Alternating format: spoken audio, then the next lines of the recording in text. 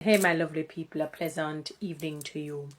Now, beautiful people, I saw something on the news this evening where I may not be quoting it verbatim. I didn't get an opportunity to write down the caption. But basically, the church is vehemently and beastly hitting out against any possible move of the legalization of OBEAH. Now, for many Jamaicans, let me see if I can make a comparison. Please, for those who engage in like the martial arts and karate, kung fu, please don't take this any way negative when I make the comparison. But in Jamaica, karate is used to describe some of the other types of defense moves. I don't know what you would call them. So even if it is martial arts, kung fu, taekwondo, we call it like karate. That's how we stay. Once we see some kick up and box up and thump up, and fling down and kill pupalik, somersault, boom flick, we call it karate. That's how we stay as Jamaicans. Similarly, as it relates to any practice outside of the umbrella of Jesus Christ, we consider it OBEAH. So I know that they'll tell you that this one varies. You'll have, well, the occultism is inherently devilish. It is demonic, straight, and OBEAH, necromancy, black magic, white magic. I mean, I don't even know. You have so many of them. The tarot card reading, the astrology, the horoscope. I mean, all of them fall under the same evil umbrella. I know that there are people, they will tell you that people use it for good and for healing. But I want people to do the historicity, the etymology of OBEAH.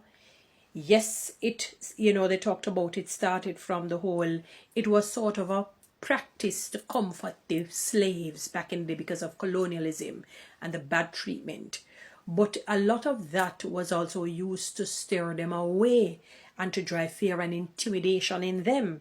So, it is witchcraft. It often, OBEAH is often perceived as black magic or witchcraft.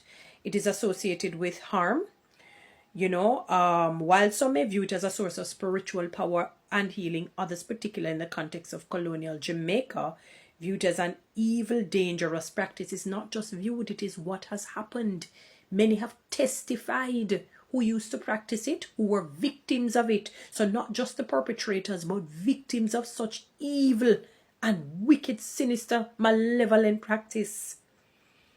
The term OBEAH has a complex history, initially criminalized to suppress African cultural traditions and religious beliefs. Evils associated with OBEAH, malicious intent. And from I was growing up, I've often heard people use it for ill reasons, evil reasons. It is often associated with the use of spells and potions to cause harm, illness, or even death. Yes.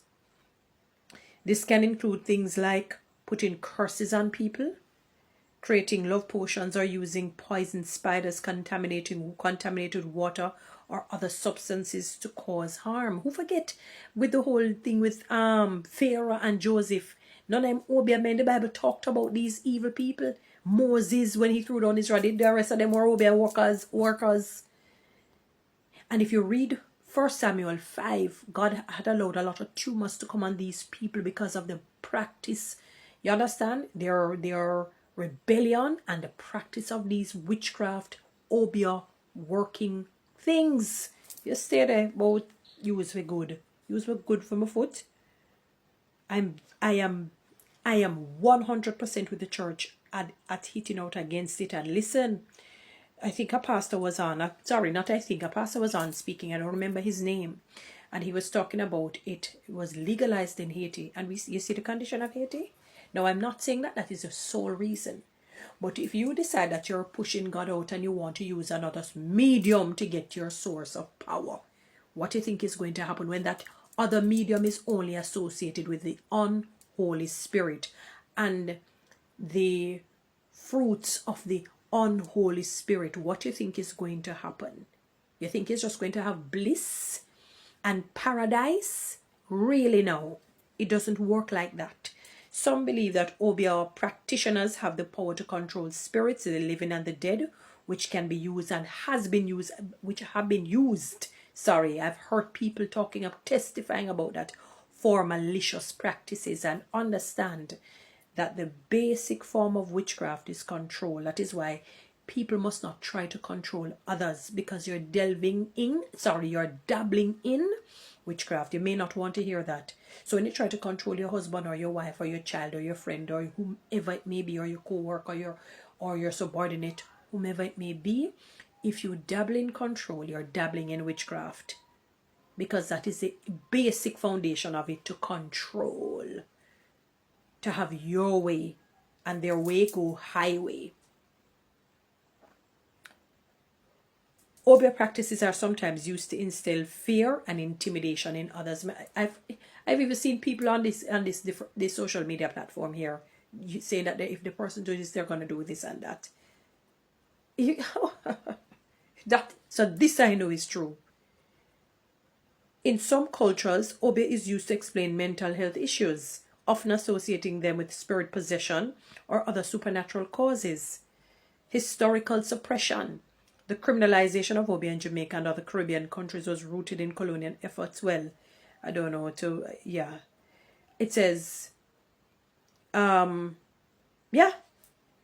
just looking at some other things that and I could go on and on, but it's not something that I really like to talk about a lot, because it's something that I despise, I abhor. I don't even want anybody to come and tell me, say, go and look at this and go and let me tell you something. Any supernatural power, if it does not come from God, inherently, ultimately, it comes from the devil. Whether you want to accept it, yes or no. There is no good OBEAH versus bad OBEAH. They're all bad. It is a smoke screen from the enemy. Are you aware that the devil can, for example, come and tell you to build a church? And I'm not talking about a devil worshipping church. He can come and tell you to build a regular Christian church. But he knows that this is not necessarily a move of God. And he knows that he will send his followers. You need to listen to some testimonies of people who, them say OBEAH is a little joke and witchcraft is a joke in comparison to the occultism. OBEAH is maybe like a little string that hangs off or hangs on to the occult, because that's like the world of the dead. Evil, malevolence, violence, wickedness. You know, they talk about principalities and powers, ominous world forces. OBEAH is evil. And if the laws of the land or the relevant authorities or the government think to legalize this evil, wicked practice, I'm for me supper, you know. I can tell you that. For who no supper, but I'm telling you the good will suffer for the bad in a sense, because it will be mayhem on the land. God despises any form of medium where people seek to get supernatural powers. You see that first commandment, he takes it very seriously. Do not put any other gods before me. Don't seek no medium. Don't seek no OBEAH, witchcraft, black magic, occult. You name them all, necromancy. Do not seek it. Let me tell you something. He will beat you badly for it. He does not take kindly to these things. And I'm sure if you look at some of these people who used to practice this, if they didn't come out of it in short order or in his timing, I can imagine how badly they have died. They probably got sick and before they died. If not most. And the ones who probably not dead bad are the ones that might come out of it and try to serve God in spirit and in truth. I don't want anybody come tell me say about it is not. You're talking, it's like you're talking to the wall. There's enmity, meaning no form of any connection between me and that type of practice. I don't even like to call a word from my mouth. I better make it a calling and election, sure, and trying to legalize that. I'm with the church on that. Guys, you know what to do with TikTok and YouTube. Subscribe, Give me one of those lines. Thank you.